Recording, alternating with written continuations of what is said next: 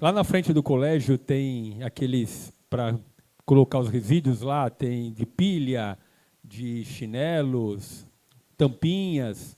Foi idealizado pelo Flávio Nakaoka em parceria com o colégio. Obrigado, Flávio, ele que desenvolveu. Marcos Lippe, Marcos Lippe, fundador do Departamento de Fauna e Bem-Estar Animal de Ribeirão Pires, biólogo, também formado em gestão pública e educação ambiental, e esteve no Rio Grande do Sul para atuar no resgate dos animais. Obrigado, Marcos.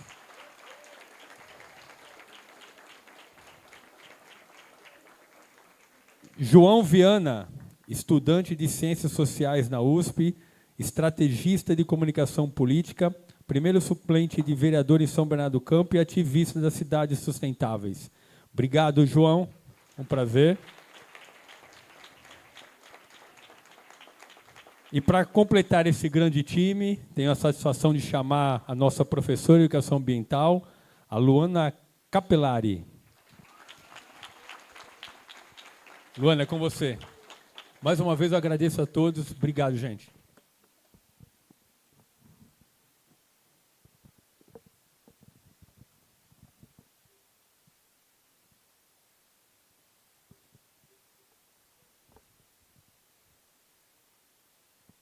Bom dia, gostaria de agradecer a presença de todos e dizer que estou muito realizada em fazer parte desse projeto de educação ambiental do Colégio Harmonia.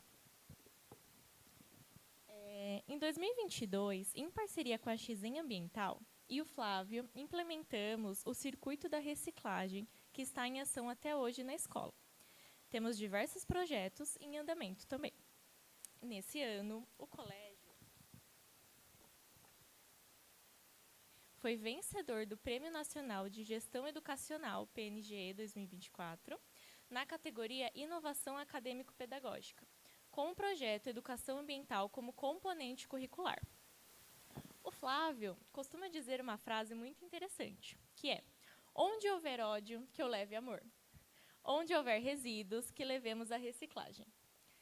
E é isso, né, Flávio? Hoje, mais do que nunca, nós precisamos ressignificar o lixo, certo? Passo a palavra para você.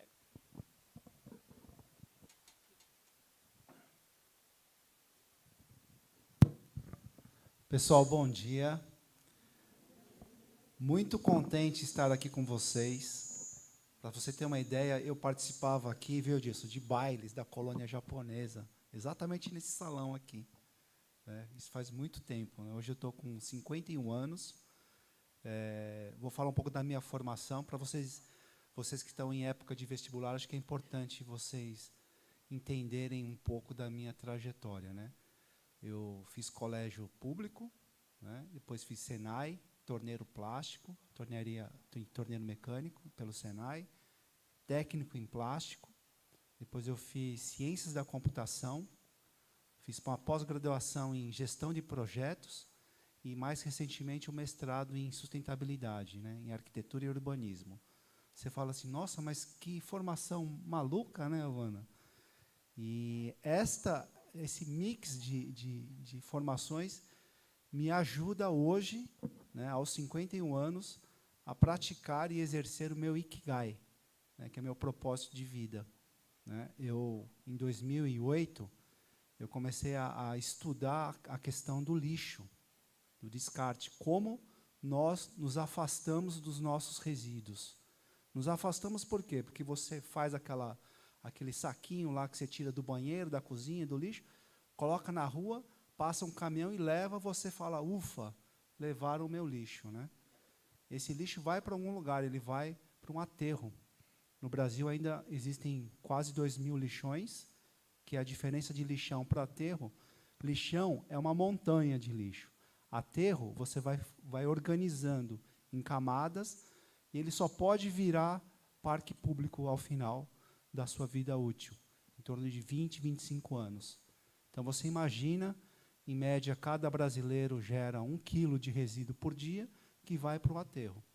Esse aterro tem uma vida útil, ele vai virar um parque. Não pode construir escola, não pode plantar nada, né? Não pode fazer nem cemitério em cima de um terreno aterrado. Né? Então, se você fizer uma projeção sistemática desse nossos hábitos, né, vai faltar terra para plantar, vai aumentar o custo dos alimentos, né? Existem literaturas, e aí vou deixar um que chama O Contágio, que fala sobre o berço das pandemias. Por que o berço das pandemias? Quando você vai ocupando o terreno, você vai reduzindo a área onde esses animais vivem. E eles vão buscar alimentos em outras áreas, que nunca iam antes. E aí eles começam a encontrar espécies que eles nunca encontravam. E aí que existe a transmissão, né, dos vírus, né? Então, a questão ambiental, ela perpassa sobre a questão de saúde, a questão de sobrevivência, né? Eu gosto de palestrar para você, para esse público que está em época de vestibular. Eu falo, o que eu faço da vida? Gente, façam o que vocês gostam, né? Assim, eu gosto de fazer isso, né? Não se preocupem em estudar algo que dê dinheiro, que dê retorno financeiro. Eu acho que o importante é vocês escolherem uma profissão que vocês gostem primeiro, em segundo, que o mundo precisa. O mundo precisa, né? Eu participo de um projeto da JICA em Angola. E em Angola, o nosso objetivo lá é levar a conscientização ambiental para o descarte seletivo. Eu separei dois vídeos rápidos para vocês entenderem, né, sobre os impactos ambientais, sobre os nossos costumes, os nossos maus hábitos, né? Vou pedir para passar o primeiro vídeo. É uma praia no litoral brasileiro, pós-Réveillon, né? Feliz Ano Novo, muito dinheiro no bolso, saúde para dar e vender. Vamos para a praia, solta o rojão, tomamos umas e outras e a gente joga as coisas onde, né? Por favor, no primeiro vídeo. Tá. São dois vídeos. Esse me falaram que era no Rio de Janeiro, mas planeta Terra, né? O outro vídeo foi feito em Angola, especificamente em Luanda, capital de Angola. Nós temos valas, que são canais de captação de águas de chuva. Como em Angola nós não temos acesso à água potável, o pessoal compra garrafa PET, água engarrafada. E como a coleta é ineficiente, os angolanos eles descartam a garrafa, eles falam bidon, né? Garrafa PET é bidon. Eles descartam a garrafa PET na rua, né? E essas valas viraram coletores de lixo. E quando chove, a água da chuva leva isso tudo para onde? Para o oceano. E é o mesmo que o nosso, né? O Oceano Atlântico. Então, são dois momentos em que nós temos aqui no Brasil, na costa brasileira, e na costa do continente africano, né? Garrafas de plástico boiando em alto mar. E o que vira essa garrafa plástica? Ela vira microplástico. Não sei se vocês já ouviram falar. Então, quem for prestar medicina, vai ter que estudar as consequências do microplástico no organismo humano. Já tem na cerveja, na água da chuva, na placenta, no coração, no pulmão, tem microplástico, né? Então, vocês, que são a próxima geração, e incluo aqui o João, né, porque o João é novinho também, vocês vão ter que lidar com esses tipos de problema, né? Problemas que a nossa geração deixarão para vocês, né? Por quê? Porque tudo que a gente consome, né, foi produzido, e para produzir deixa-se um rastro de CO2, gás do efeito estufa. Tem outros gases, mas basicamente o CO2. E o CO2 ele é responsável pelo aquecimento global.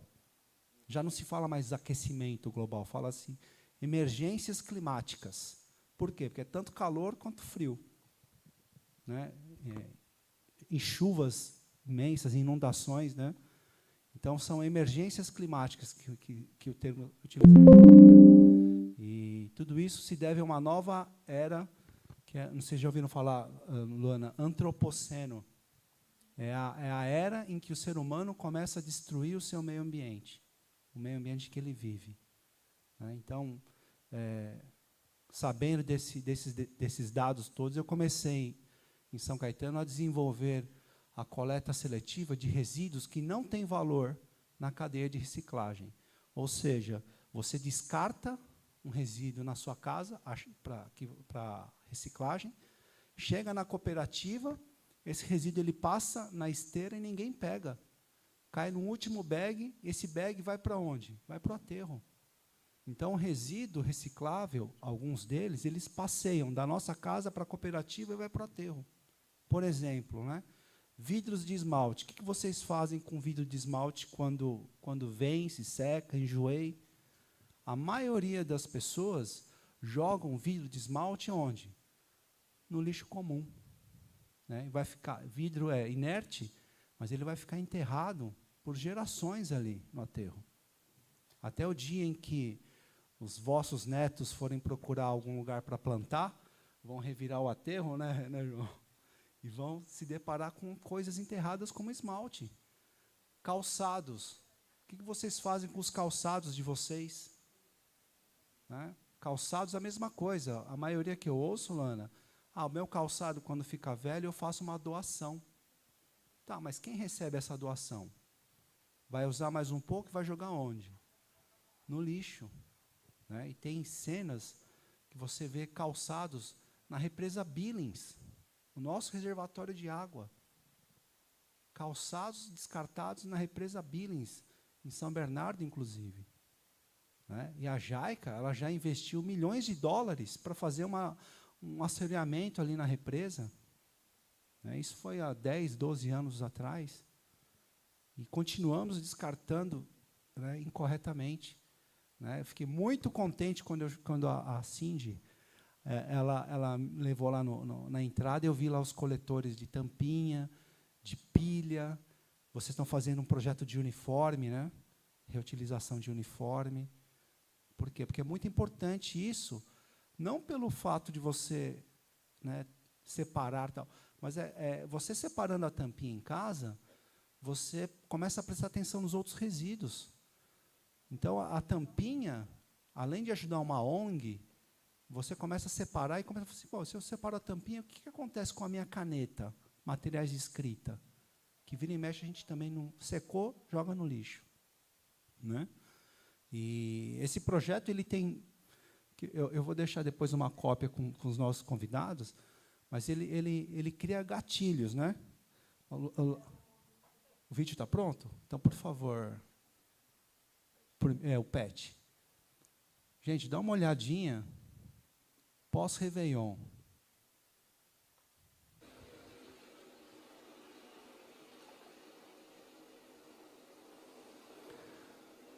A gente descarta os resíduos, fala assim, depois a prefeitura limpa.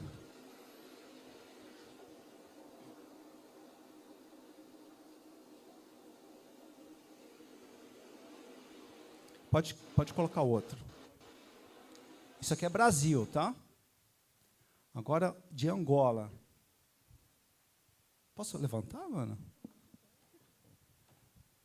Tem alguém controlando o tempo? Não? Vocês me avisam depois? Dá uma olhadinha nesse vídeo aqui. Ó. Choveu, todas as garrafas que estavam na vala foram para o oceano. Ó. Tudo que vocês estão vendo aqui, esses pontinhos, são garrafas que estão boiando. Chuva em Benfica, uma chuva em Luanda, quantidade de vasilhames de plástico, tudo aqui assim sujado na praia.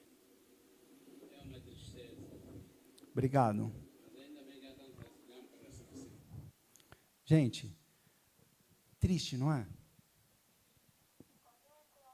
É o mesmo oceano que o nosso. Né?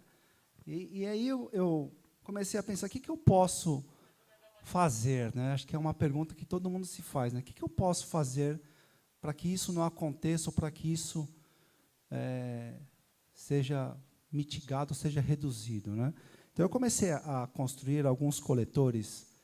Né? E aí o Senai, o curso de mecânico de torneiro, me ajuda com as habilidades manuais. Né? Eu peguei um pote de um shake muito conhecido, começa com erba, termina com life. Né? potinho de shake, fiz um furo em cima e encapei, né, com as cores de uma pilha famosa.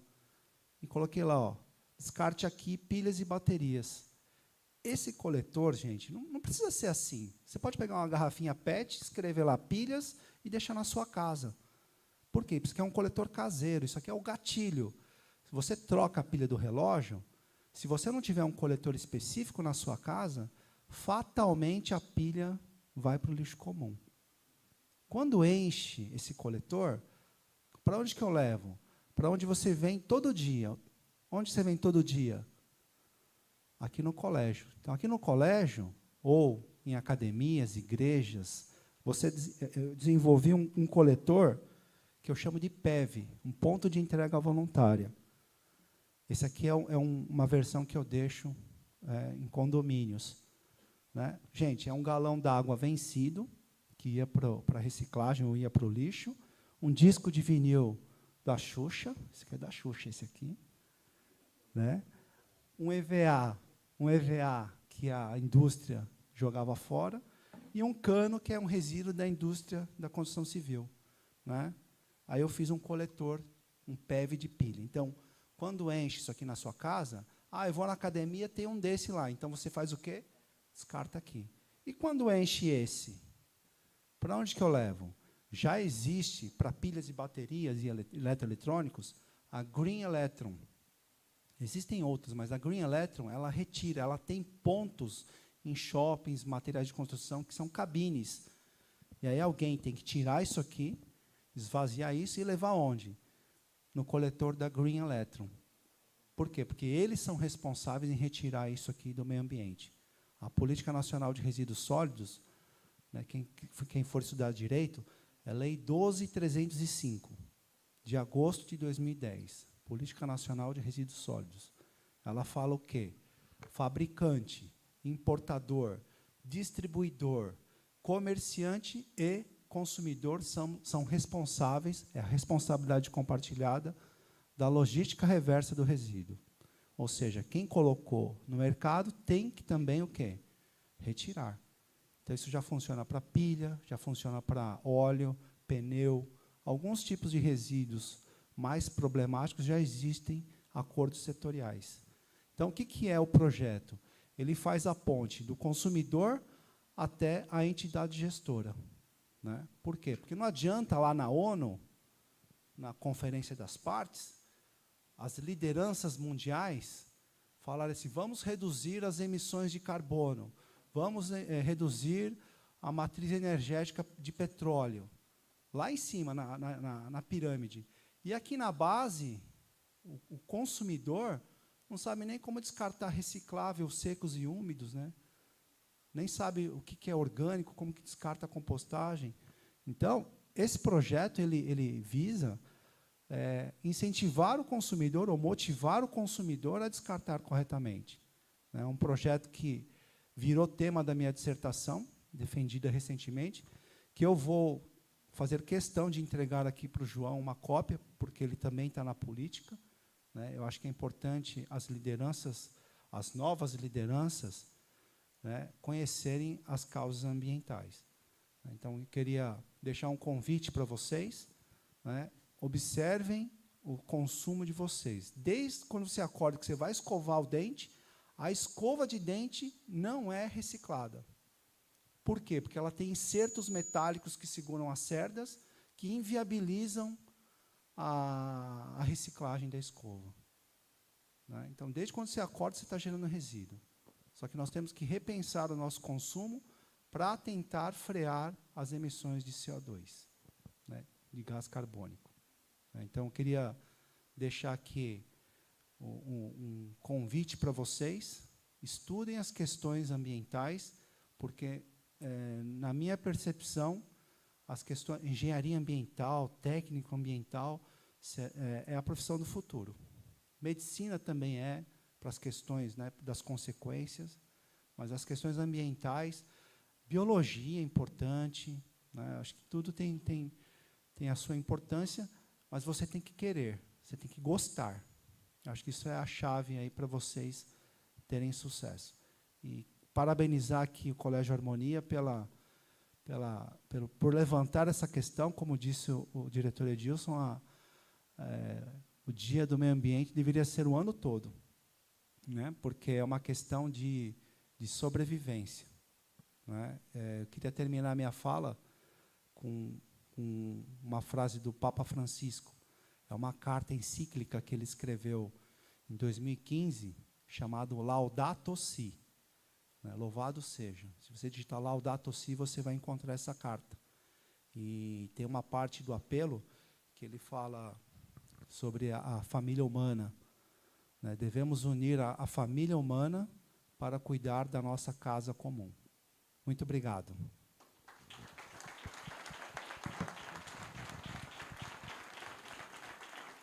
Obrigada, Flávio. Foi muito interessante você tocar nesse ponto dos microplásticos, né? Porque nós estamos desenvolvendo com o 9º ano um projeto onde a gente descobriu que existe microplástico nos cosméticos que a gente usa, em produtos de beleza, de higiene.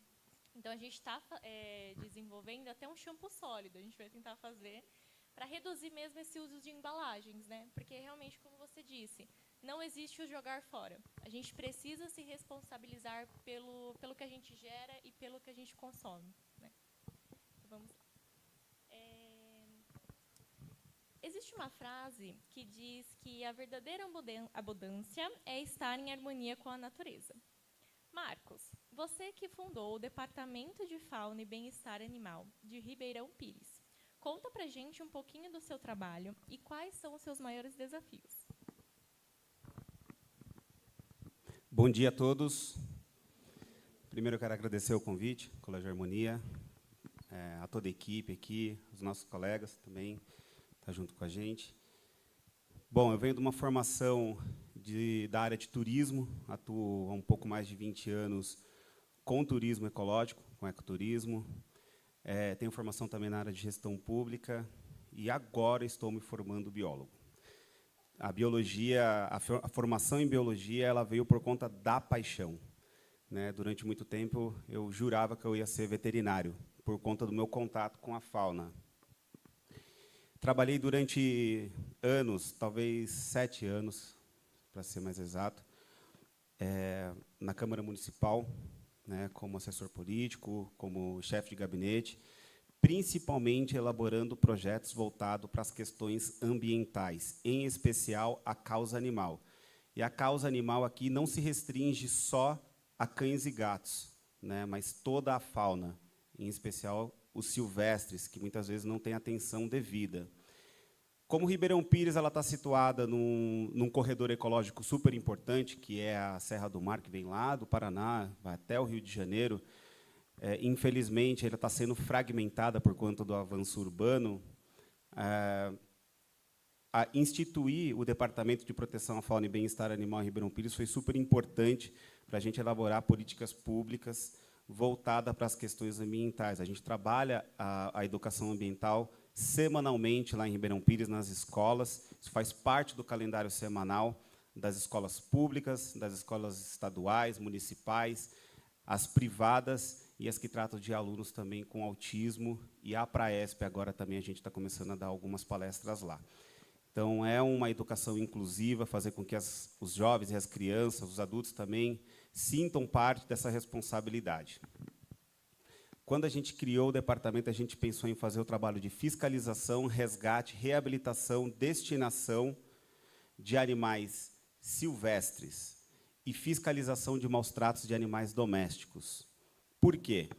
Porque tem muita gente que culturalmente ainda acha normal, por exemplo, deixar um animal acorrentado, numa correntinha de 1 ou 2 metros, durante 16 anos da vida. Ou confinado em um ambiente que ele não pode expressar o seu comportamento natural.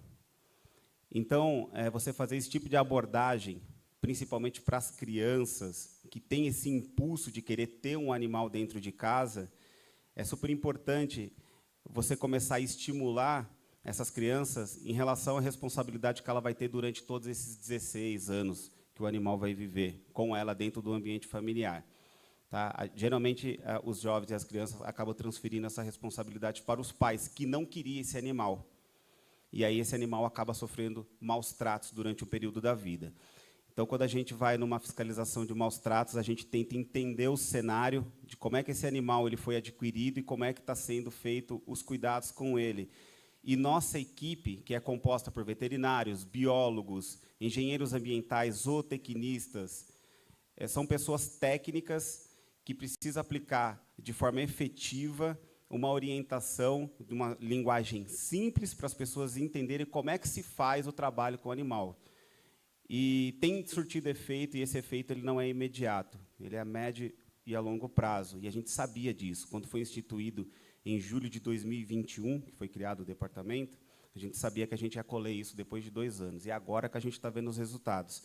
A cultura das pessoas está mudando, porque você vê as manifestações, principalmente nas mídias, de que aquilo que eles estão observando durante ali na vizinhança deles tem gerado denúncias, tem chegado para nós. O nosso termômetro é justamente isso. Qual é a demanda de denúncias de maus tratos que a gente tinha no começo e que a gente tem hoje? E aí a gente tem feito um trabalho cada vez maior, né? A gente teve que ampliar de 8 pessoas para 25 pessoas para poder dar conta da demanda. A nossa equipe hoje é composta por 25 pessoas. E aí, qual é a tendência? A tendência é diminuir as denúncias de maus tratos, porque aí a gente vai entender que a nossa política de educação ambiental está funcionando, né? E a gente sabe que isso vai demorar um tempo também. Então, até abril desse ano aqui, de julho de 2021 até abril desse ano, a gente atendeu 14 mil animais. É bastante bicho, tá, gente? Visto que Ribeirão Pires está inserido ali dentro de uma área que tem a vegetação bastante preservada ainda, esses animais têm visitado as residências. A gente lida com resgates diários de serpentes, principalmente jararacas, corais, cobra-cipó, são as mais comuns. Saruês, que são os gambazinhos, ouriço cacheiro. Talvez aqui, né, na área mais urbana, vocês não recebam visita desses animais em casa. Em Ribeirão é muito comum. E antes eles eram mortos, infelizmente. Hoje a orientação é de que acione o departamento ambiental e, dependendo do animal, da espécie, a gente dá um atendimento de emergência. Por exemplo, uma jararaca que oferece risco às pessoas. Então, o índice de mortalidade desses animais reduziu bastante. E aí, geralmente, quando a gente recebe a denúncia, o animal invadiu a minha casa. Né? Sempre assim. O animal não invadiu a casa de ninguém, tá, gente? Esses animais estão procurando um abrigo, porque o que está acontecendo é que o avanço urbano ele está ocupando os espaços onde antes era a moradia desses animais, e hoje eles não têm mais onde se abrigar. Então, quando eles veem a oportunidade de encontrar uma cama, por exemplo, num quartinho abandonado, entulho acumulado, diversas pragas urbanas como ratos e baratas, é oferta de comida e abrigo. E esses animais eles vão, sim. O predador ele é um pouco oportunista. Quando ele vê a facilidade de encontrar alimento, ele acaba ficando ali pela região onde ele encontra esses alimentos. Então, por isso que é importante a gente fazer a manutenção e ter consciência de que os animais estão visitando as nossas residências por nossa culpa mesmo. Tá? E quando a gente encontra esses tipos de animais, a gente tem que se afastar, acionar os órgãos que têm a habilidade de poder fazer a captura de forma segura e depois destinar esses animais para uma área de soltura, tá bom? Longe da área urbana. Existe ainda essas áreas, a gente tem monitorado, né, essas espécies, e o nosso intuito é sempre preservar essas espécies para que essas espécies continuem fazendo a sua manutenção ecológica, que é super importante. Muito bem. É importante, né, a gente trazer incentivar que a participação da comunidade na proteção da fauna e da flora. Muito bem. E, recentemente, você esteve no Rio Grande do Sul para ajudar nos resgates dos animais. Conta para a gente as situações que você presenciou. Quando começou toda essa mídia em volta da catástrofe lá do Rio Grande do Sul, a gente fica impressionado pelo que é mostrado, né? E, assim, de fato, é bem apelativo a situação. A mídia tem mostrado o sofrimento, principalmente das pessoas, e, de fato, lá é muito sofrido. Como a equipe com que a gente trabalha tem essa competência de poder fazer resgate de animais perigosos, digamos assim, em diversas situações, a gente lida muito com cachorro e gato diariamente, porque a gente faz campanhas de castrações, né, e também campanhas de vacinação e tudo mais. Mas, quando a gente foi convidado a montar uma equipe para ir para o Rio Grande do Sul, a gente sabia que a gente ia encontrar um caos. E, de fato, é um caos. Quando a gente chegou lá, logo após descer do veículo, né, a gente foi do motorhome. Por quê? Porque lá não tem onde se abrigar. Os próprios moradores não têm onde dormir lá. Então, a gente foi no motorhome, que é aquelas casinhas, aqueles carros casa, que você pode dormir dentro dele, tem colchão, cozinha, banheiro, tem tudo dentro do carro. Nós fomos em 6 pessoas, e todos nós iríamos dormir dentro desse motorhome. A gente chegou, desembarcou no Rio Grande do Sul, já encontramos os abrigos revirados de cabeça para baixo. Por quê? Esses animais iam sendo resgatados e acumulados em lugares que são inapropriados para poder fazer cuidados de animais. Então, eram centenas de casinhas acumuladas, e em correntes pequenas, esses animais começavam a abrigar, era sangue, fezes, muita chuva, era o caos. Então, a gente trabalhava mais ou menos 12 horas por dia fazendo a manutenção desses animais. Eu digo, nós, os veterinários, toda a equipe que a gente estava envolvida, e as pessoas que foram de forma voluntária trabalhar lá também. E lá só tinha voluntário, tá? Não existia prefeitura, não tinha agentes de segurança pública, nada. A organização desses lugares era feita de pessoas voluntárias. Tinha muita gente de São Paulo, encontrei gente de Piauí, Rio de Janeiro, Minas Gerais. São pessoas que, de forma voluntária, deixaram suas famílias, o seu trabalho, durante um período em que eles não sabiam quanto tempo ia durar, e ficavam lá conosco nesse trabalho aí de bastante sofrimento. A gente acaba... eu vi muita gente chorando por conta da situação, né? Porque você vê os animais sofrendo de fato. Muitos animais eles estavam acostumados a viver dentro de casa, outros animais estavam acostumados a viver nas ruas, então eles são um pouco mais espertos. Outros animais estavam acostumados a viver presos. Todos aqueles, a grande maioria que estavam presos em correntes, acabaram se afogando, né? Porque a água ela subiu muito rápido, e a gente, quando estava fazendo o resgate nas águas, a gente via esses animais mortos pelo caminho. Então, você não que tem que fechar os olhos, mas você tem que se concentrar naquilo que você está fazendo, né? Porque senão você não consegue fazer nada. Então, a gente resolveu fazer a manutenção desses animais, e a gente sabia que durante um período, íamos ter que dar assistência para esses animais lá no Sul. E esse período não ia durar um mês só, ia durar meses. E, por isso, eu estou indo pela 3ª vez lá para o Sul. Eu fui no início das enchentes, depois eu fui num voo buscar animais, porque conseguimos alguns abrigos aqui em São Paulo para recolher esses animais, e amanhã eu estou retornando com uma nova equipe para poder fazer um plano de castração, porque a ideia dos setores públicos lá do Rio Grande do Sul, como eles não têm uma outra alternativa, eles vão provavelmente soltar esses animais próximos às áreas onde eles forem encontrados. Então, a gente vai fazer uma castração em massa para que esses animais não se reproduzam nas ruas, né? É uma alternativa que eles encontraram. A princípio, é isso que dá para fazer. Pode ser que, de repente, o governo federal consiga injetar algum valor financeiro que, de repente, consiga construir alguns abrigos temporários ou não, né?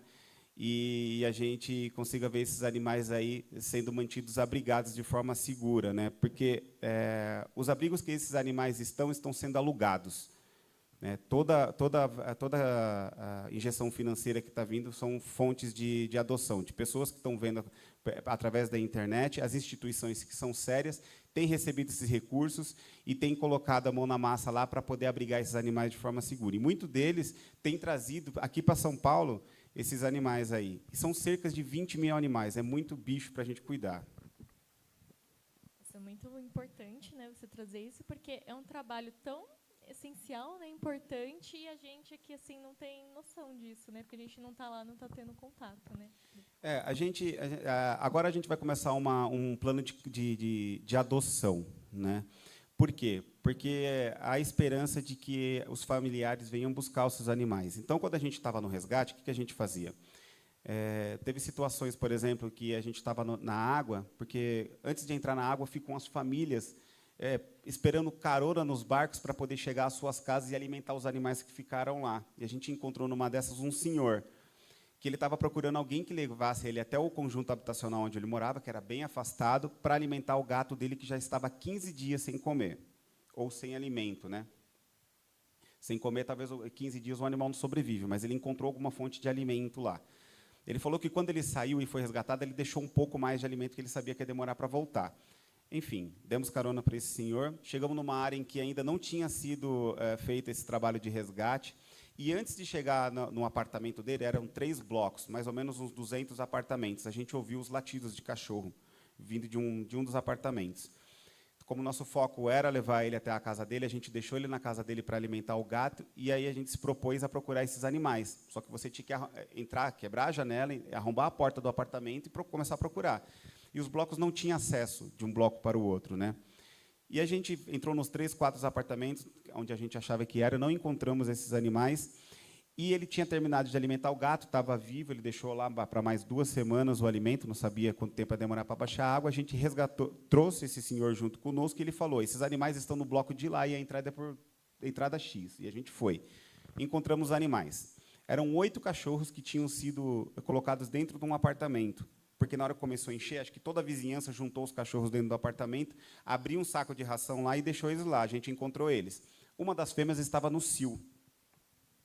Então, ela ficou 15 dias.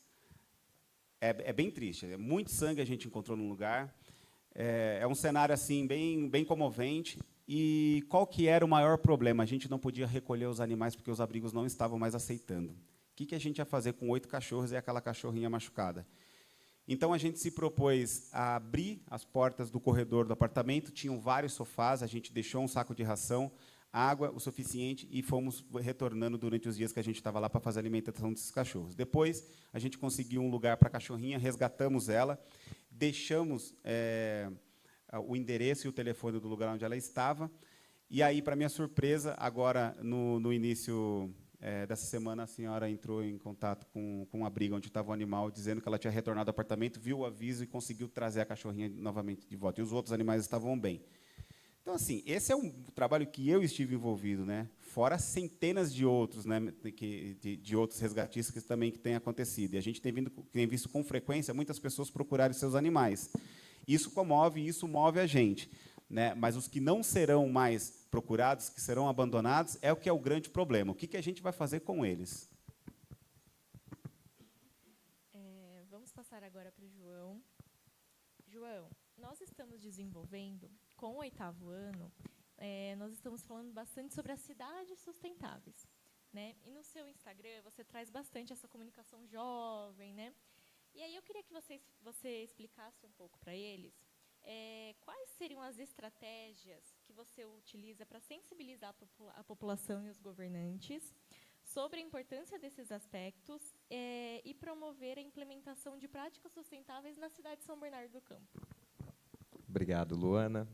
Eu quero agradecer primeiro a oportunidade a todo o pessoal aqui do Harmonia, Luana, Cindy, o Edilson. Agradecer também os convidados que estão aqui, o Marcos e o Flávio. Eu não tenho um currículo tão vasto quanto o Flávio, nem tão emocionante quanto o Marcos, mas eu vou tentar ajudar aqui.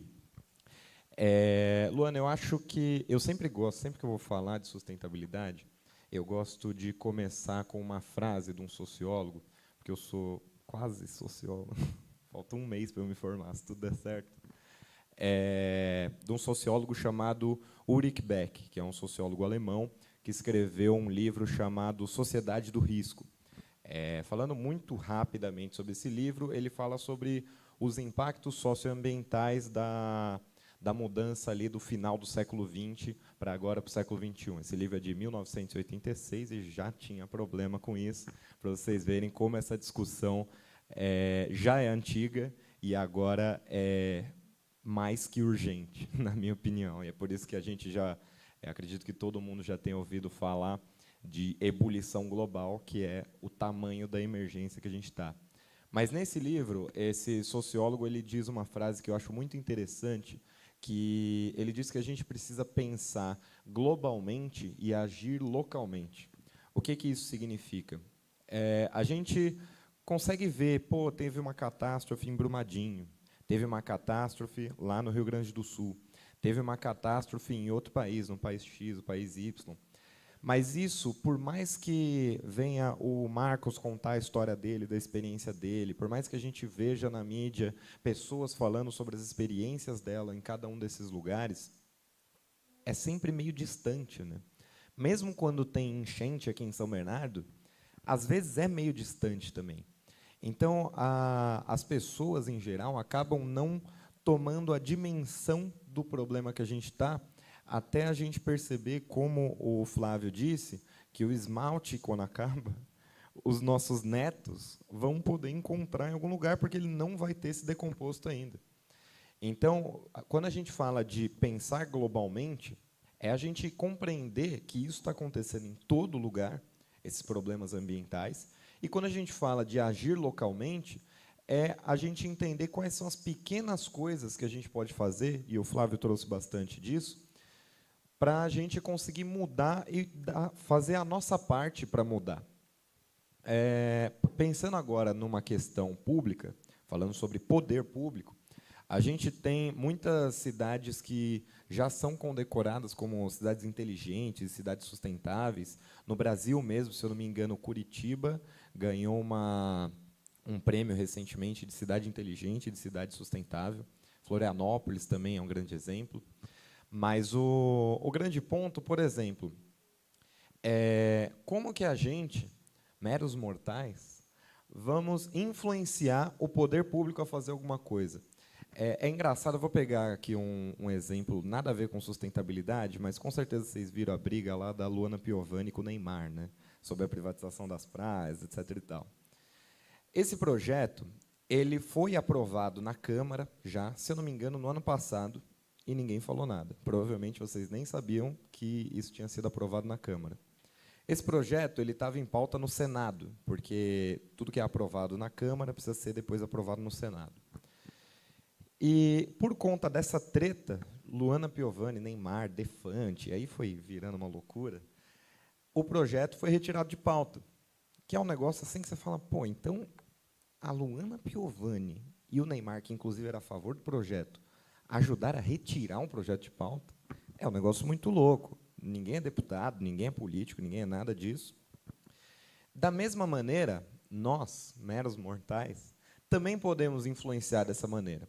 Isso acontece na medida em que a gente vai tornando um tema parte do debate público. Então, a partir do momento que a gente está falando para os nossos pais sobre o exemplo do esmalte, sobre o exemplo do tênis que o Flávio deu, a partir do momento que a gente está conversando com os nossos amigos sobre, pô, lá no colégio que eu estudo tem uma composteira, lá no colégio que eu estudo tem uma horta, isso não é comum. Tem pouquíssimos lugares, pouquíssimos colégios. Você vai incitando as pessoas a pensarem nisso.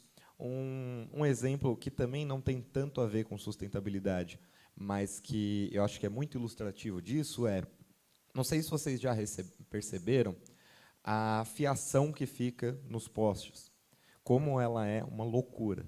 Se vocês não perceberam, saiam daqui e percebam, porque eu vim hoje com o Rafael aqui, a gente estava reparando como aqui na Caminho do Mar está uma insanidade de fiação, que é uma fiação caída, emaranhada, embolada, não sei o quê. Isso é um perigo, pô. Só que a gente está tão acostumado com isso que a gente nem repara. Depois, quando vocês saírem na rua, reparem nisso. E da mesma forma, como eu falei agora para vocês, dessa questão da fiação, talvez não todos, mas pelo menos alguns de vocês vão acabar reparando nisso. Da mesma forma, quando vocês compartilharem essas informações com amigos de vocês, com familiares, tal, sobre a situação de emergência climática que a gente está, sobre as maneiras como a gente pode falar sobre isso, a gente consegue virar pequenas Luanas Piovanis e pequenos Neymar, no bom sentido, pelo amor de Deus, na nossa região. E, da mesma maneira, em São Bernardo, por exemplo, a gente só discute, com certeza vocês já pensaram isso, a gente só discute combate à enchente depois que teve enchente. E todo ano teve enchente. Todo ano a gente sabe que o início do ano é um período de chuva, que o início do ano tem enchente, que a Marechal alaga, que não sei aonde alaga. Não é novidade para ninguém. E por que a gente não está discutindo prevenção? Lá na questão do Rio Grande do Sul, ali foi, lógico, um conjunto de fatores extraordinários, mas também relacionado ao planejamento urbano das cidades que foram afetadas. O Marcos deve saber muito bem disso, qual que é o problema lá? Aquelas cidades que foram mais afetadas, elas estavam numa zona que é chamada de zona de alagamento, se eu não me engano. Por quê? Quando as cidades foram planejadas e construídas lá atrás, elas foram construídas perto dos rios.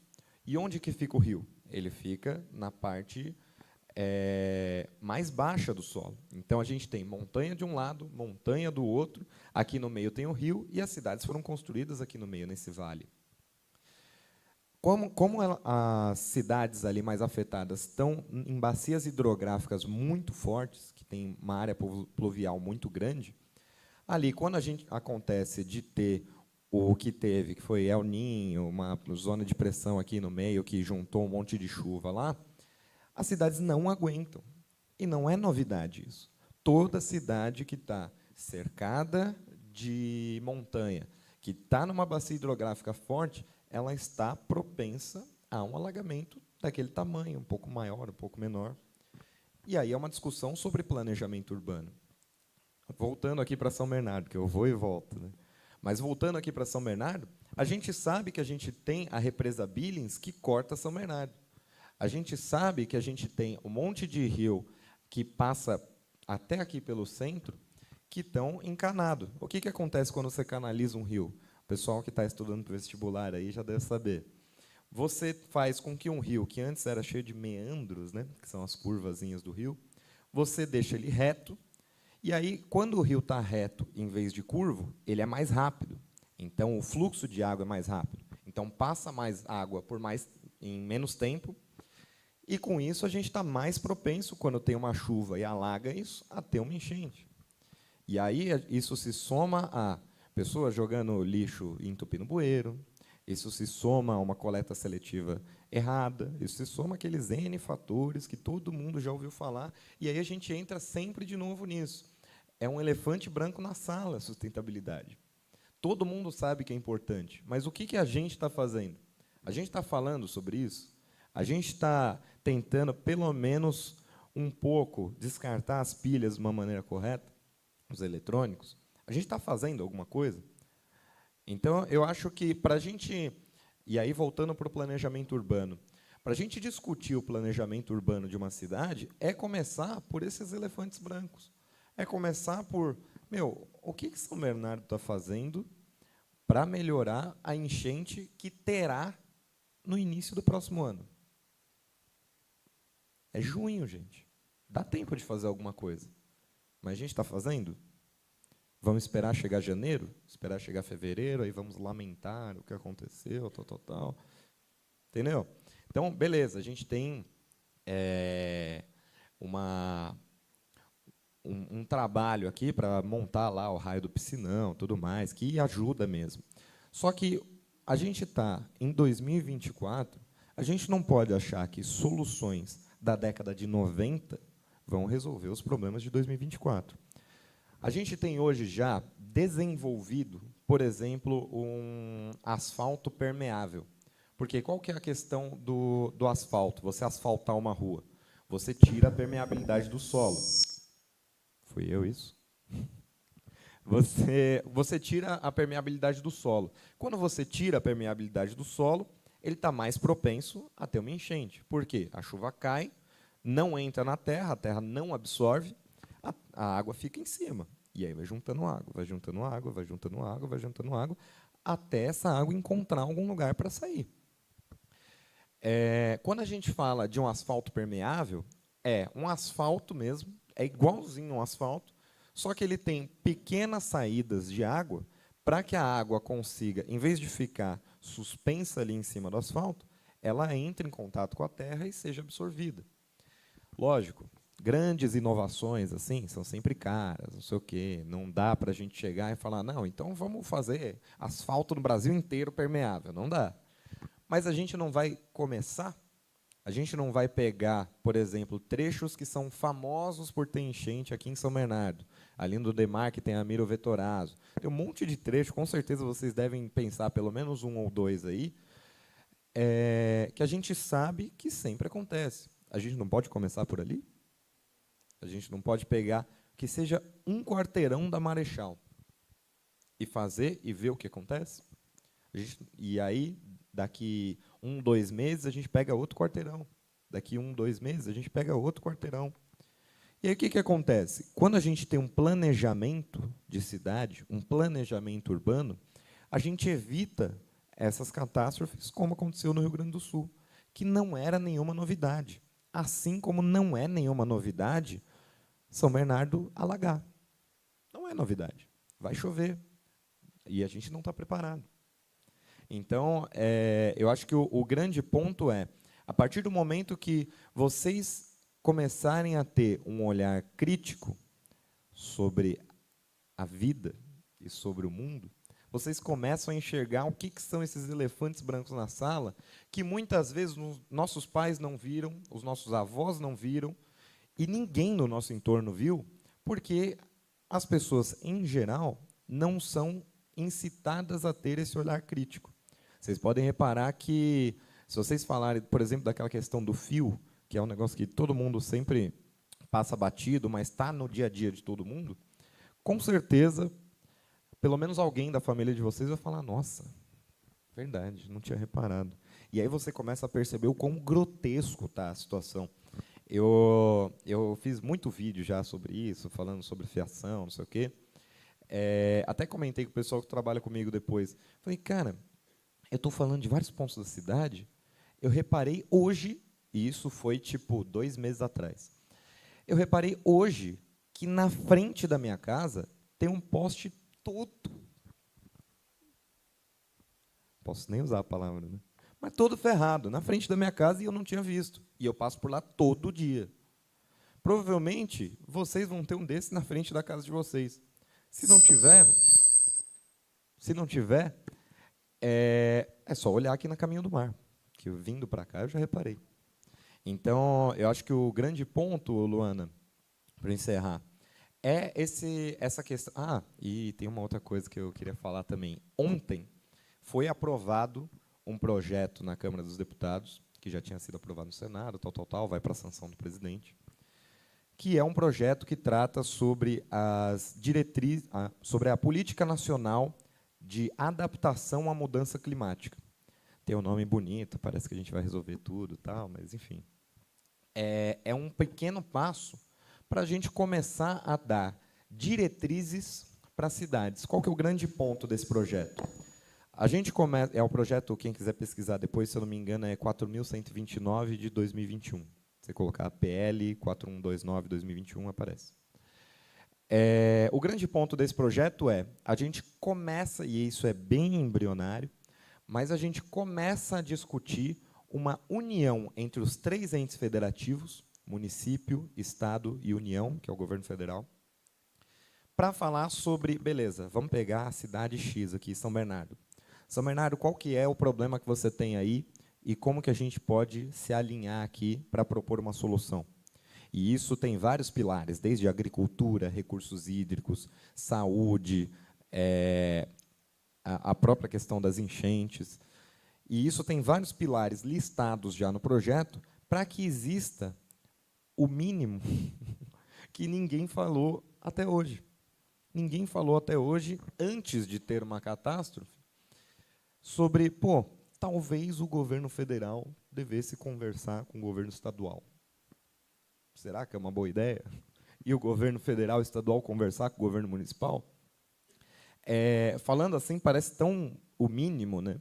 Mas foi aprovado ontem, 2024. Então, se a gente não começa a falar disso, nunca vai virar nada. E aí é onde entra os grandes temas, né, as grandes discussões que entram na mídia, não sei o quê, Luana Piovani, Neymar, Defante, e aí semana que vem com certeza vai ter outra coisa nesse nível e tal. Mas o grande ponto eu sempre defendo que a gente precisa mudar o debate público. E o debate público ele é composto pelas várias pequenas vozes públicas. Todo mundo aqui é uma voz pública. Uns têm mais seguidor, outros têm menos, não sei o quê, mas todo mundo tem família, todo mundo tem amigo, todo mundo tem alguém com quem você conversa em algum momento. Se você começa a falar sobre isso, aos poucos você muda o debate público. E eu espero estar conseguindo ajudar a mudar um pouquinho o debate público aqui, falando com vocês. Obrigada.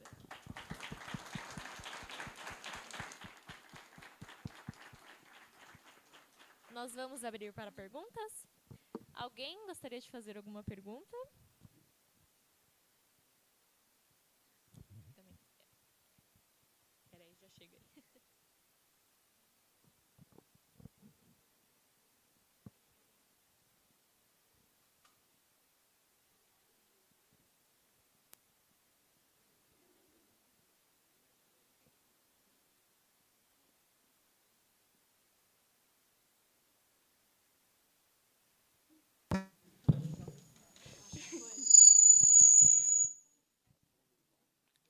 Por mais que tudo isso seja muito importante, vocês não acham que vocês deveriam estar falando com pessoas que não têm muito acesso? Tipo, nós do Colégio Harmonia, a gente tem aula de educação ambiental, nós fomos informados sobre a ebulição global, reciclagem e N outros fatores.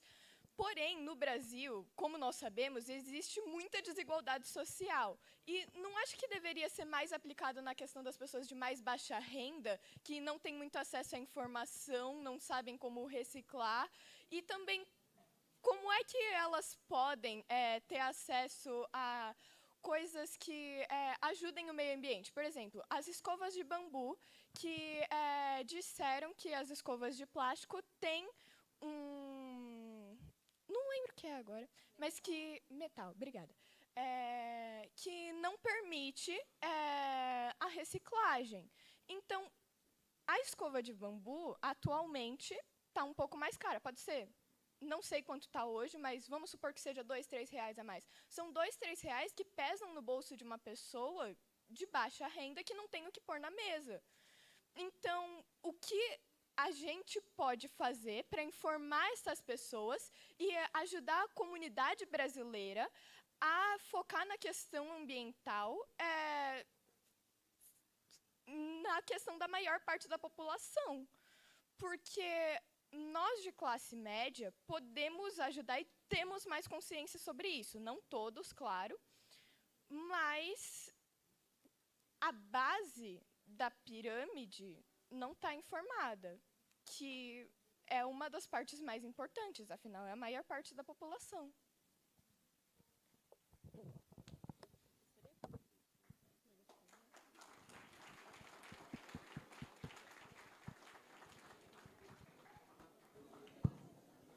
Muito obrigado pela pergunta.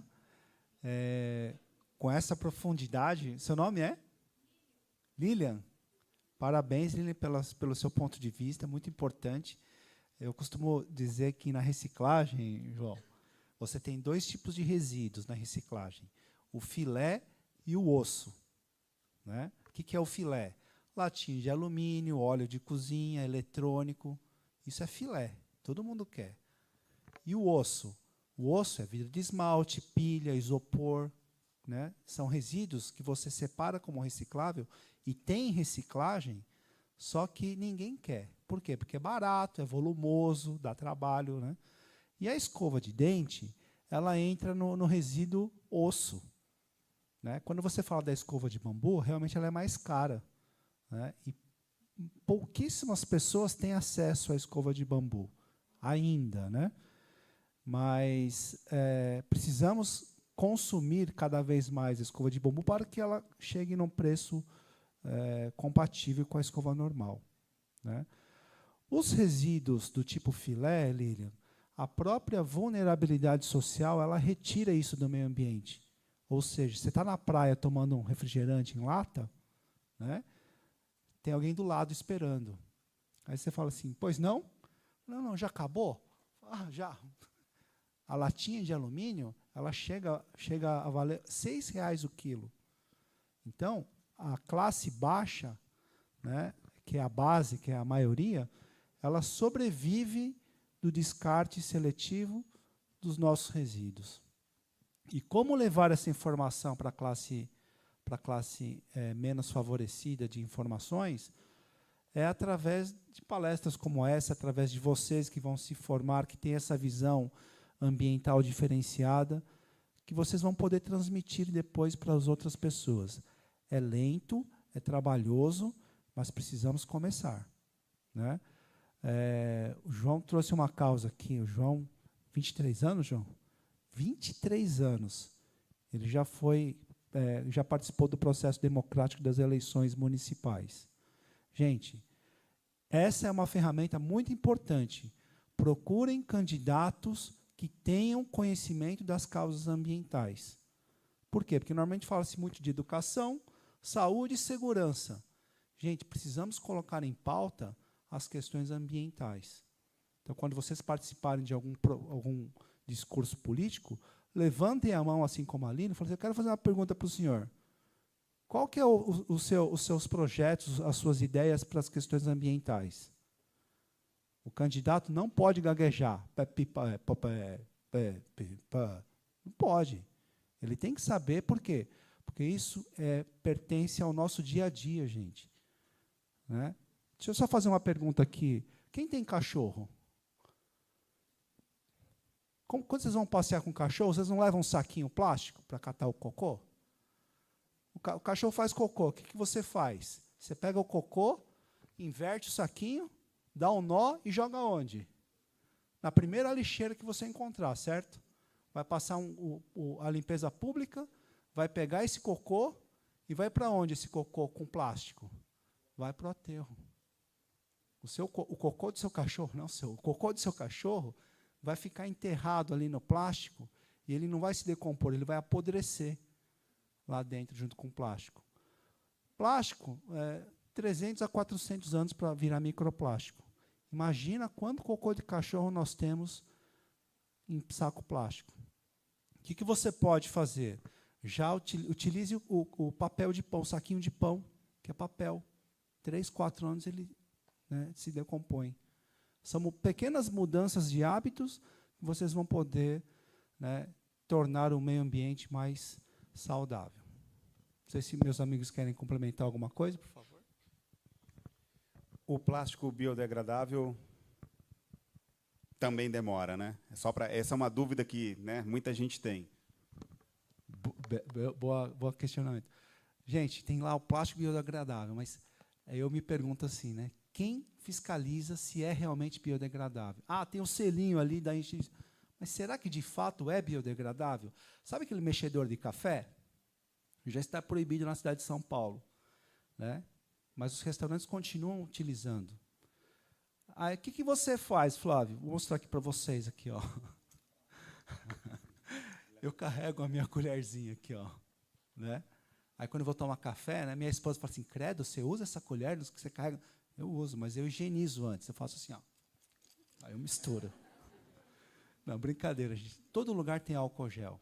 Passa um álcool gel, mistura, mas é uma mudança de hábito. Se você não...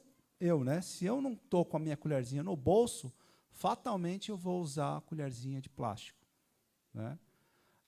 Mas é uma colherzinha só. Gente, você não tem ideia de quanto tempo e quantas colherzinhas são descartadas no meio ambiente. Então, se é biodegradável ou não, a gente tem que acreditar que sim.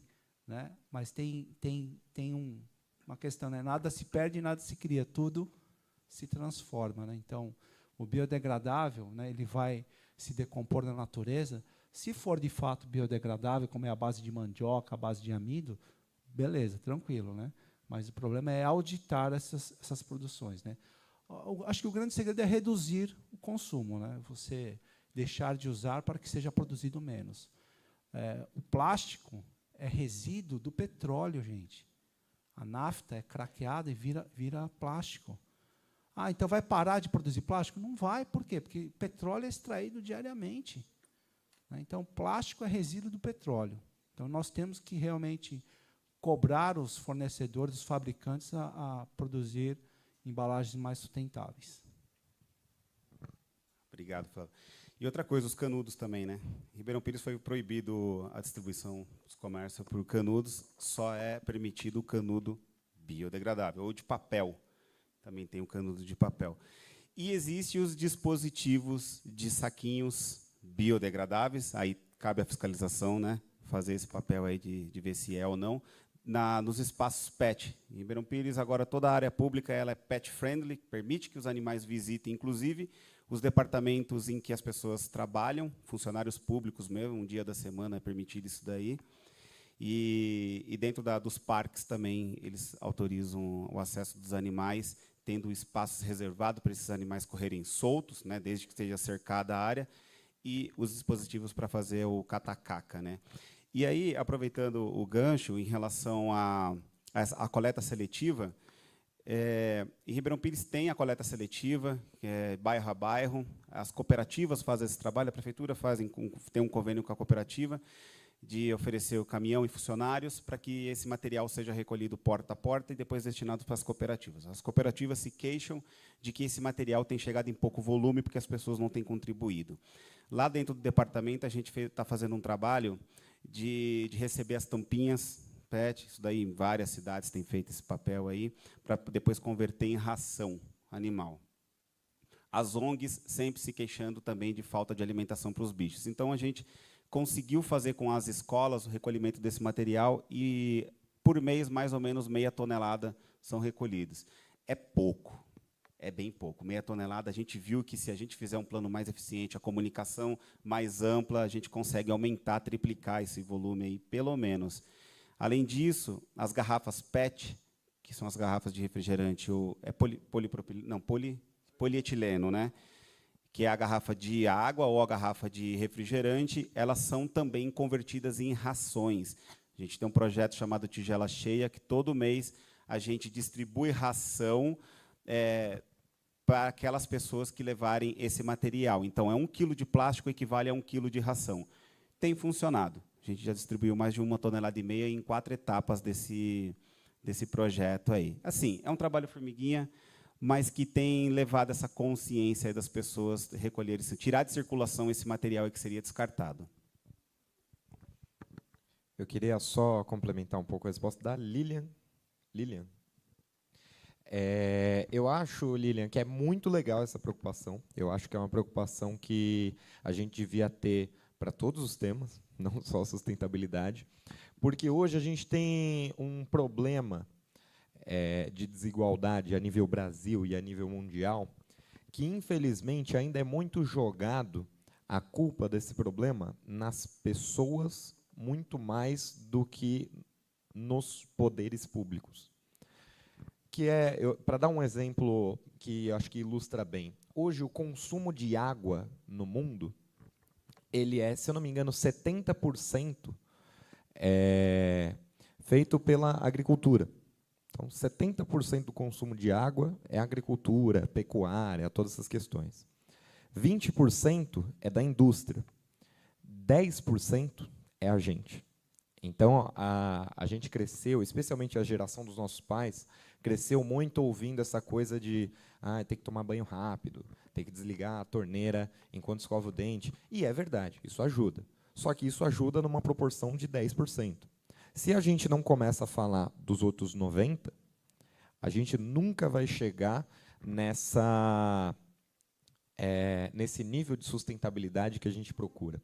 Porque a sustentabilidade, uma ação sustentável, ela tem aquela coisa do tripé da sustentabilidade, né? Que a sustentabilidade ela precisa ser economicamente uma ação sustentável, precisa ser economicamente viável, ambientalmente correta e socialmente justa, que é uma tríade que eu acho que a gente nunca pode esquecer, senão o que acontece? A gente acaba jogando a culpa das enchentes na pessoa que não foi informada pelo poder público, que tem o dever de fazer isso, de que você não pode jogar o lixo no bueiro. E aí, se a gente joga a culpa na pessoa, a gente tira a culpa do poder público, que é quem deveria estar montando um planejamento de conscientização, e aí, proposta de intervenção do Enem aí para vocês. Devia estar montando um planejamento de conscientização das pessoas, devia estar montando um novo planejamento urbano que seja sustentável para as cidades, para a gente não chegar no mesmo problema do exemplo que eu dei do Rio Grande do Sul, e deveria estar montando um planejamento de política ambiental. Porque, por exemplo, a gente tem várias pequenas iniciativas de sustentabilidade que são muito pouco difundidas.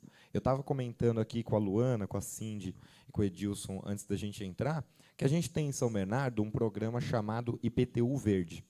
Hoje, a pessoa que tiver uma área, a área do seu imóvel coberta por uma boa parte aí de vegetação nativa. Tem um negócio famoso que é o telhado verde, que é você pegar as lajes das casas e transformar em algo cheio de plantas e tal.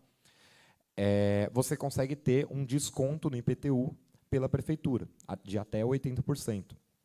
Então, se a gente não fala sobre esse tipo de iniciativa, a gente acaba jogando meio que a culpa da falta de sustentabilidade e a falta de ações sustentáveis nas pessoas, sendo que a pessoa que está em vulnerabilidade mesmo, ela está com um problema, por exemplo, de que em São Bernardo a gente trata menos de 50% do esgoto.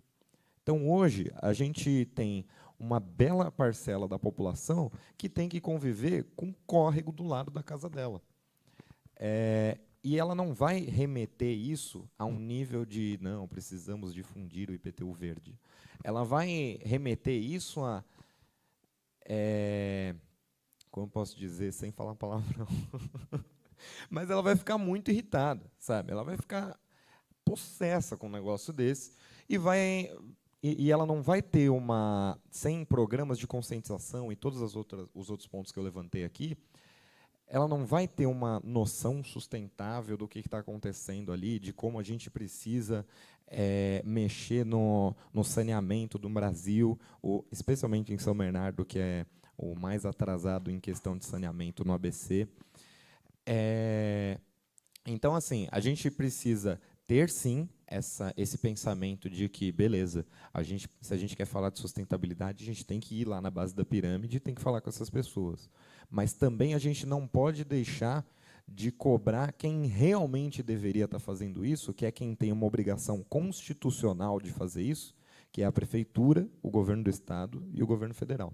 Então, eu acho que é uma preocupação muito importante e que eu acho que deveria ser expandida não só para as iniciativas privadas que a gente tem aqui, ou que eu espero que vocês saiam daqui tendo, mas também para as iniciativas públicas. Mais alguma pergunta?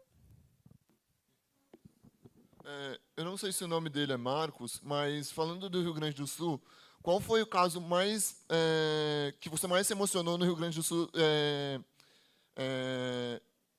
resgatando cachorros? Qual foi o maior caso que você se emocionou assim? Eu não sei.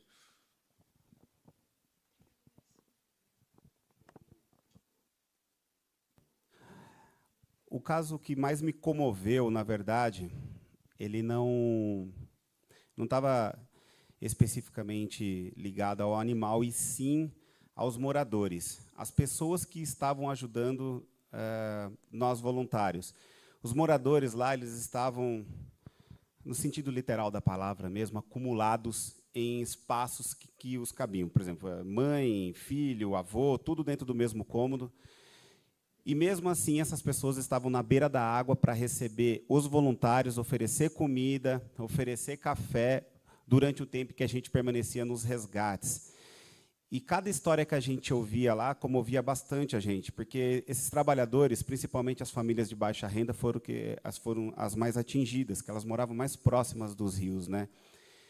E você vê a história de que eles perderam tudo, eles teriam que lidar com essa situação de ter que começar do zero novamente, sem auxílio nenhum, porque lá, por mais que a gente vê a distribuição desses recursos chegando a eles, né, com esses caminhões de doação, uma hora isso vai parar, né? E a gente vê uma colaboração pífia do governo. Por exemplo, as cidades lá que têm o maior número de população, de pessoas, eles vão receber R$180 mil para ajudar os animais. Eu estou dando só um exemplo. 180 mil para ajudar os animais em uma cidade que tem 100 mil habitantes é pouquíssimo, não paga nem a ração, de verdade. Você vê na realidade das ONGs por aqui, você vê que é muito pequeno esse valor.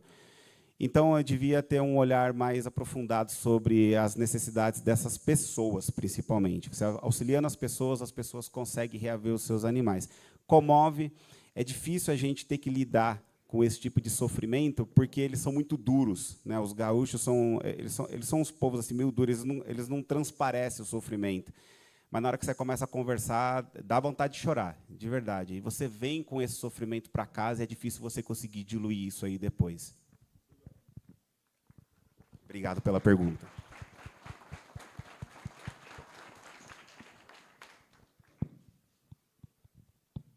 Está funcionando. Tá bom. Sobre o microplástico, as consequências dele no meio ambiente, já que ele é micro, a gente não enxerga, consequentemente, a olho nu.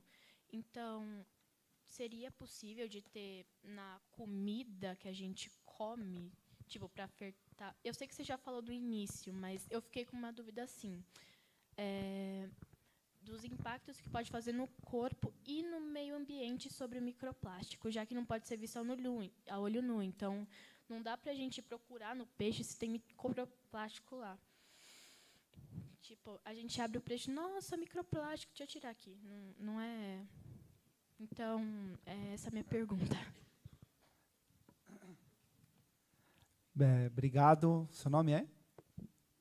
Maria Rosa. Obrigado, Maria Rosa. Eu estava dando uma palestra para o ensino fundamental, acho que era 5º ano, e uma aluna levantou a mão e falou assim, tio, por que fizeram plástico para durar tanto tempo? Né? Eu falei assim para elas, sem pensar muito, né? Porque não pensaram em vocês. Né? Um plástico durar 400 anos para virar microplástico, é porque não pensaram nas consequências, né, do descarte inadequado. De fato, a gente não vê o microplástico. Né? Então, a gente consome, a gente respira microplástico.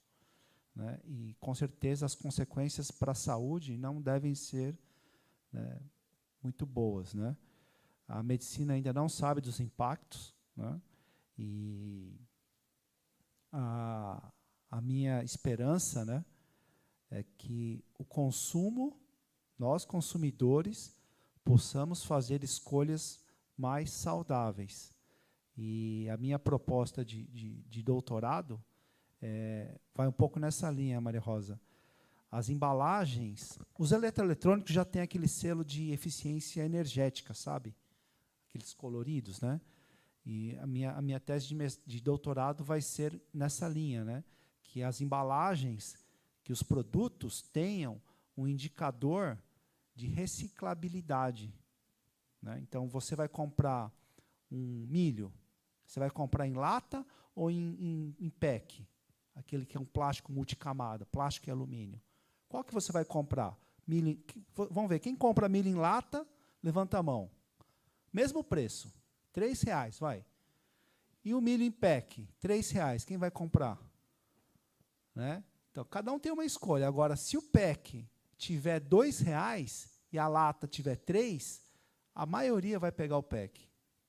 O pack é aquele pacotinho, uma embalagem multicamada. Não sei nem como que chama aquele. É pack? É que fala o Tetra Pak, né? Não é o Tetra Pak, ele é um plástico com alumínio por dentro, sabe? É um multicamada. Na reciclagem, a gente chama de multicamada. Né? Então, assim, outro dia minha esposa pegou um pack. Eu falei, por que você não pegou em lata? Eu falei, porque esse aqui está mais barato. Né? Então, na embalagem, você tem que ter um indicador ali. Lata é altamente reciclável. O PEC, a multicamada, não tem reciclagem. Papel de ovo de Páscoa, aquela embalagem bonita, também é BOPP.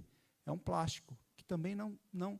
Ele tem reciclagem, mas devido ao pouco volume que chegam nas cooperativas, ninguém separa. A embalagem de café, aquela também é mesmo problema. Né? De tomate, molho de tomate. Então, tem que ter um indicativo, Maria Rosa, para nós, consumidores, fazermos a escolha na prateleira. Né? Eu vou pegar em lata, por quê? Porque lata é mais reciclada, a probabilidade de reciclar lata é muito maior do que a do PEC. Né?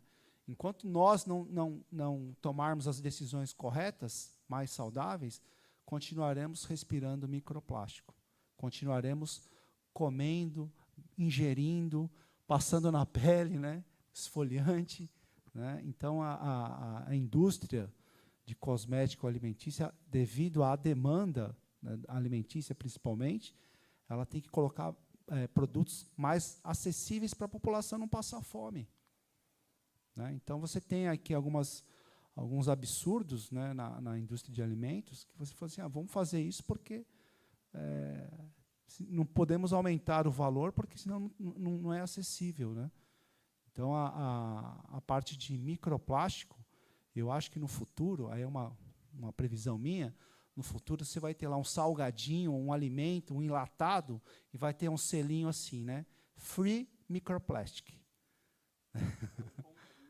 Ou contém microplástico, não vai vender tanto, né?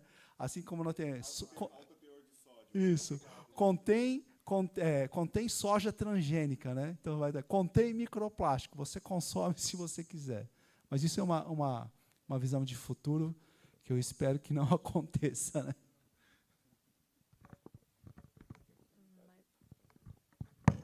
Mais alguém? Então, eu queria saber o que acontece com o óleo, por exemplo, que a gente descarta. Tem aquelas campanhas que recolhem ele, mas eu queria saber para onde é que ele vai depois disso. O óleo de cozinha, gente, o óleo de cozinha, ele é altamente... o mercado, vamos lá, 2 caminhos, né? Em casa, eu já vi muita gente que joga o óleo de cozinha no ralo da cozinha, né? Então, tem lá um percentual de 1 litro contamina 250 mil litros d'água, né? Óleo de cozinha, se você descarta separado, que é o correto, ou ele vai virar sabão na mão de alguém, ou ele vira biodiesel. Tá? Biodiesel, o óleo de cozinha usado é altamente valorizado. Então, ele é um resíduo do tipo filé. Se você juntar o óleo, ele pode ser utilizado como biodiesel. Aqui no ABC tem o Instituto Triângulo, que retira, né? Então, o caminho da reciclagem, ele vira biodiesel ou sabão, e, descartado incorretamente, ele polui a questão do tratamento do esgoto, né? A parte do efluente, né? Na natureza, eu não gosto nem de comentar o que acontece com óleo, né? Não sei se meus amigos querem complementar alguma coisa.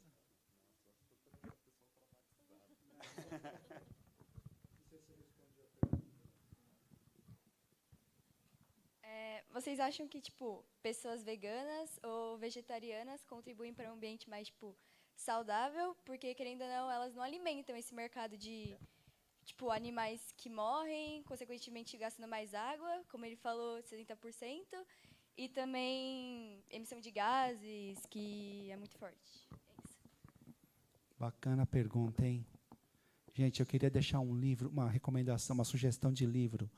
A Terra Inabitável, do David Wallace Wells. Ele trata dessa questão também da fome, né? A Terra Inabitável. Muito bacana esse livro. E ele fala que a cada grau que o planeta aquece, o cinturão da produção de soja nos Estados Unidos, ele sobe 10 quilômetros em direção aos trópicos, buscando o quê? Temperaturas ideais para a produção, né? E o que tem a ver isso com a pergunta... Seu nome é? O que tem isso a ver com a pergunta da Poliana? Os veganos e vegetarianos contribuem com a questão da sustentabilidade? A resposta é sim. Sabe por quê? Porque uma vaca, ela peida e arrota metano, né?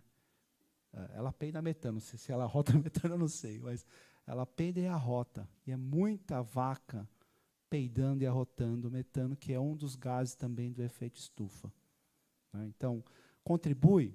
Contribui. Minha esposa é vegetariana. E eu peguei carona, né, porque eu gosto de cozinhar, então você tem que adotar outras alternativas. Só que, por questões de saúde, minha nutricionista falou assim, não, você tem que comer carne. E eu voltei a comer carne, né? Mas contribuem, sim, muito, né, um percentual muito baixo, que eu não sei nem dizer quanto, mas contribui por essas questões, né? Tanto ambientais quanto espirituais, né? E vai da crença de cada um, né? Não sei se eu respondi a pergunta. Poliana, né? Poliana, a minha opinião sobre isso é que, infelizmente, contribui. Eu acho que, para além da questão da produção, aliás, da quantidade de animais, infelizmente contribui, eu digo porque a pecuária e a criação de bichos, em geral, ela entra dentro daqueles 70% que eu comentei do consumo de água mundial, e ela tem também um outro conceito que, se eu não me engano, chama água virtual. Ele é meio esquisito de entender, mas água virtual ela quer dizer basicamente que não é uma água que a gente vê igual a gente vê quando nas grandes lavouras estão regando ali a plantação. É uma água que a gente não vê porque é uma água utilizada para fazer a ração do boi, é uma água utilizada para regar o lugar onde o boi vai ficar, é uma água utilizada para o boi beber e assim por diante. E aí a gente tem um consumo de água ali que a gente não vê, que é tão grotesco e tão imenso no mundo inteiro, que pelo método de produção e de criação de gado, de frango, etc. e tal, a gente, infelizmente, acaba fazendo com que o vegano e o vegetariano contribuam para ter, de fato, um impacto menor, né, uma pegada ecológica menor. Mas que, se a gente estivesse pensando na maneira da criação de tudo isso, não seria diferente. Mas, no método que a gente tem hoje, infelizmente, é assim. E complementando ainda, os veganos, principalmente, eles exploram mais a parte do sofrimento dos animais, né, porque é mais impactante. Você vê como os animais eles são tratados dentro do confinamento, principalmente o gado, né, fora a questão da supressão de vegetação nativa para criar áreas de pasto e tudo mais. Então, é uma cadeia sucessória de coisas que contribui aí para dar tudo errado. Essa é a verdade. Então, tem que, sim, diminuir o consumo de carne. Não parar, né? Mas, bom, não sei, cada um tem a sua opinião. Mas a minha esposa, por exemplo, não come carne vermelha, né? E aí, que nem o Flávio estava falando, a gente acaba entrando nessa onda também, né? Porque você acaba ali tendo que lidar com a cozinha. Pô, vou ter que preparar alguma coisa para nós dois comer. E ela não come carne vermelha, então não vou preparar carne vermelha. Enfim, mas é assim. O reflexo, né, do convívio também contribui bastante.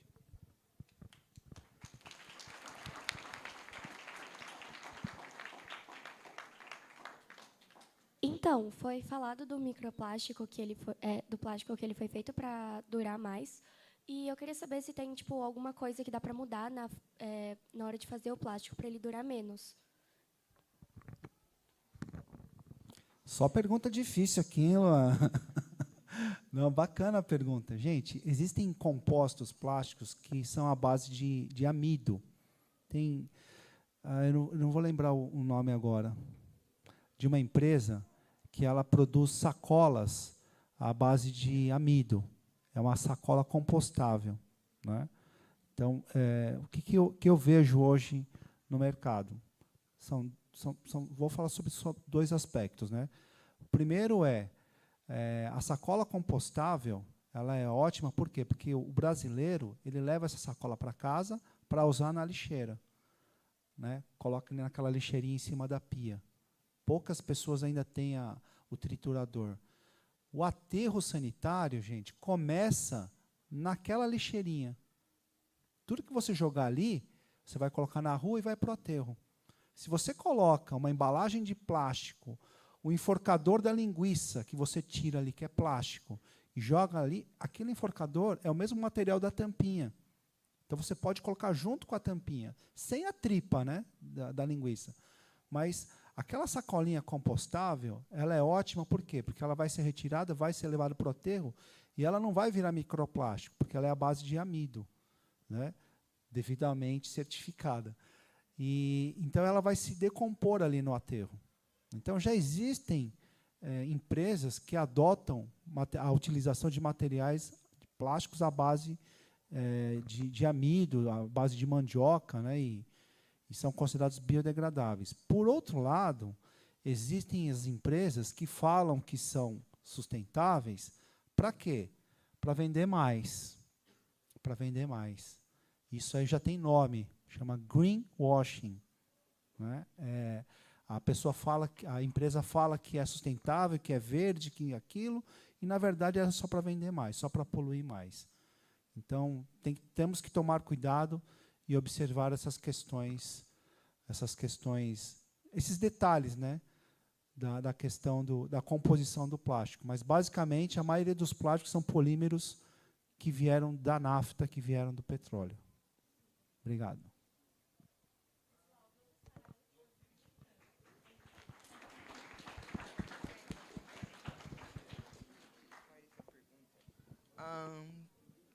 Flávio, poderia dar um exemplo de empresa que faz esse greenwashing?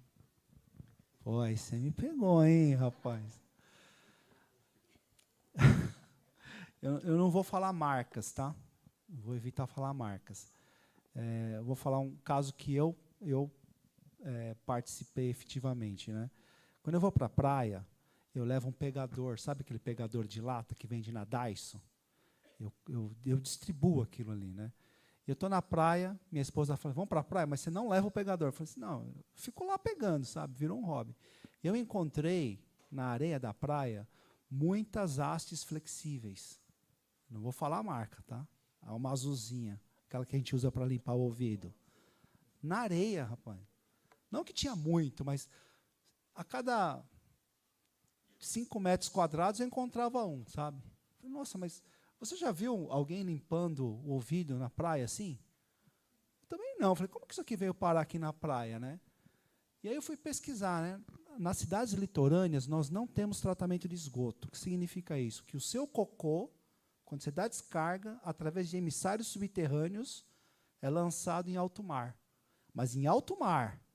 E por diluição, aquilo se dilui, se decompõe ali. Isso é normal, tá?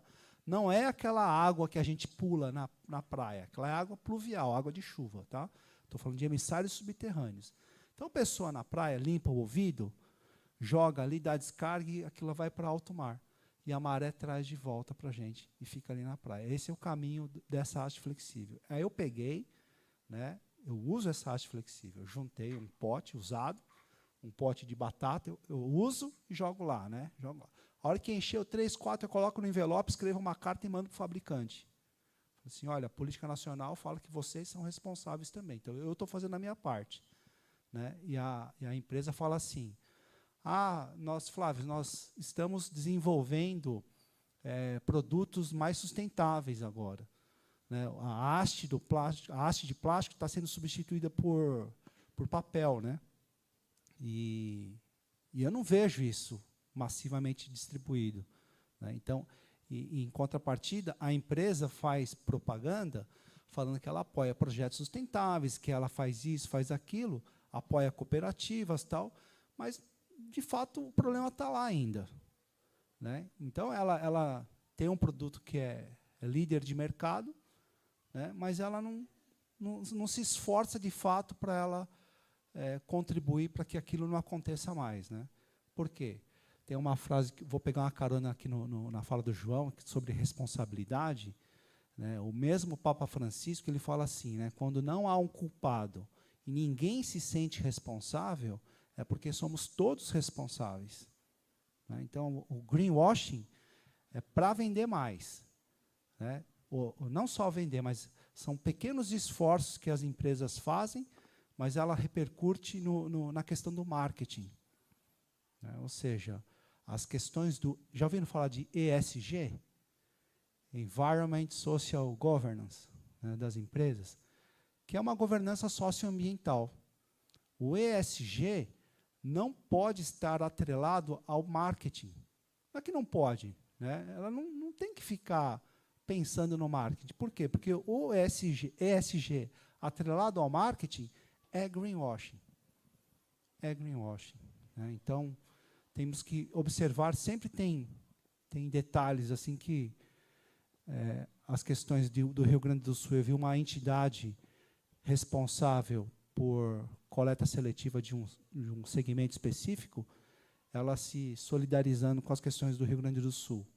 Para quem estuda as questões de emergência climática, é meio hipocrisia. Por quê? Porque a entidade gestora, a ONG, que deveria se mobilizar, se esforçar para, né, promover a coleta seletiva daquele resíduo que causa o aquecimento global, se solidarizando com as questões do Rio Grande do Sul. Né? Sem valores, sabe? Mas, com todo o respeito, né, ela tem que exercer o que ela tem que fazer de frear, ajudar ou contribuir para o aquecimento, para a retirada de resíduos, para que aquilo não aconteça em outras cidades. E, gente, a fala aqui também do João, né?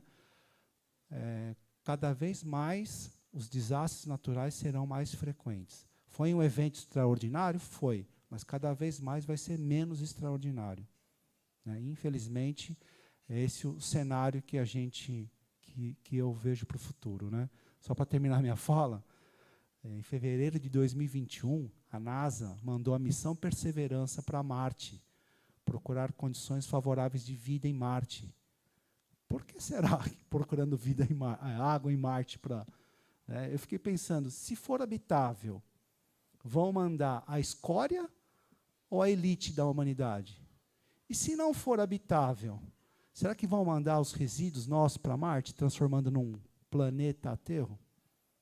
Então, essas questões eu fico pensando e termino aqui, né, com uma frase que eu gosto de começar as minhas palestras. Né? Se o planeta Terra pudesse escolher quem viveria nela, se o planeta pudesse escolher quem viveria aqui, vocês seriam escolhidos? Né? O que você tem feito pela Terra? Essa é uma pergunta que eu gosto de deixar como provocação aí para quem pensa nas questões ambientais. Obrigado.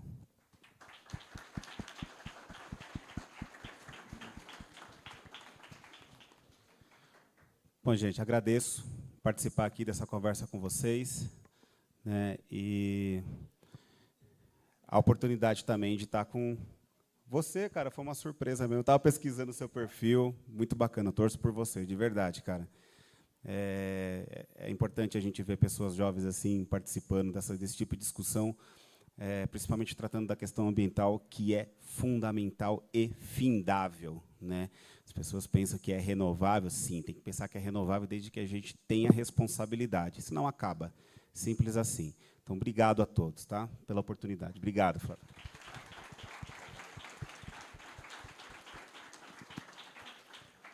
Quero agradecer também, gente, a atenção de vocês, que eu sei como atenção numa palestra longa assim não é fácil para a gente que é geração Z. Quero agradecer o Marcos também, agradecer o Flávio, que para mim também é uma honra estar num painel aqui com dois caras tão cabeça da sustentabilidade. Agradecer a Luana, o Edilson, a Cindy, que eu conversei antes, agradecer todo o pessoal aí do Colégio Harmonia e torcer aí para que vocês possam sair daqui mudando o debate público sobre a sustentabilidade. Obrigado, gente.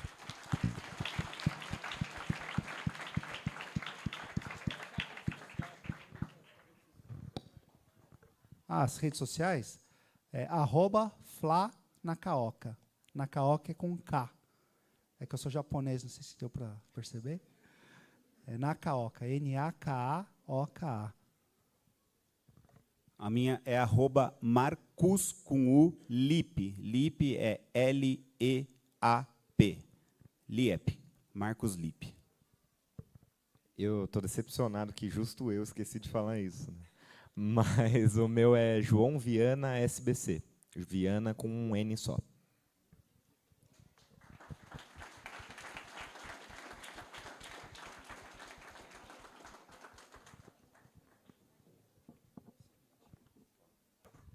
Pessoal, eu queria chamar o nosso diretor aqui, Edilson, para dar um presente aqui para ele. Esse aqui é um relógio dos 17 ODS. Né? É um MDF, um disco, esse aqui é do Roberto Carlos, né? E os 17 ODS da ONU, numa analogia aqui que o tempo passa, 2030 está aí. Né? Queria entregar aqui de presente para o Colégio Harmonia, aqui nas mãos do Edilson. Queria deixar aqui um coletor para o nosso palestrante, um aqui para o futuro vereador.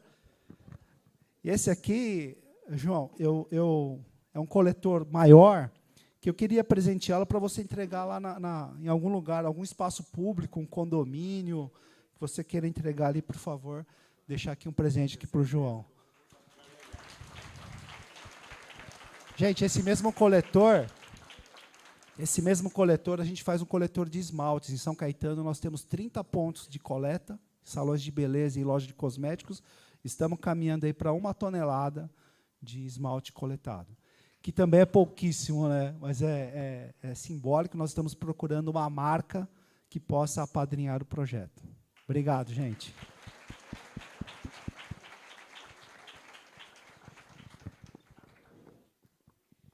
Bom, muito obrigada. Tira foto. Muito obrigada, Marcos. Muito obrigada, Flávio. Muito obrigada, João. E muito obrigada pela participação e presença de todos, gente.